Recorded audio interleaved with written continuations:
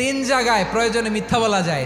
এক নাম্বার, আপনার ওয়াইফকে খুশি করার জন্য, সে একটু এরকম না বলে একটু কৌশল করে বললে খুশি হবে, ওটা বলা যায়। দুই নাম্বার, জীবন মরণের ব্যাপার, যান বাঁচানোর জন্য একটু কৌশল করে ঘুরিয়ে বললেন, এটা জায়েজ। তিন নাম্বার, দুইজন ঝগড়া লাগছে তাদেরকে মিলিয়ে দেওয়ার জন্য কৌশল করে একটু মিথ্যা বলা, ঘুরিয়ে বলা যায়। দুইজনের মধ্যে দেখলেন যে সম্পর্ক খারাপ, একজনরে বললেন, ভাই সে তো ওই দিন আপনার ব্যাপারে অনেক প্রশংসা। কি আমার ব্যাপারে প্রশংসা? কি বললো? এই বললো আপনি নাকি এই করছেন ওই করছেন, অনেক প্রশংসা। লোকটার মন খুশি হয়ে যাবে তার ব্যাপারে, ঠিক কিনা?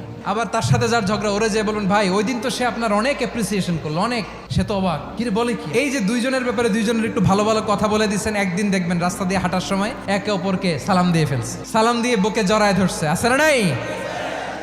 আবার মিলমিশ হয়ে গেছে। কিন্তু আমাদের স্বভাব হইলো, দুই প্রতিবেশী যদি একসাথে বসে একসাথে হাঁটে, দূর থেকে দেখলে আমাদের জলে, আছে না নাই?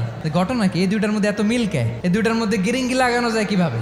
আল্লাহর কাছে তওবা করেন, এই মানসিকতার যেন আমরা না হয়, আমরা মিলিয়ে দিব।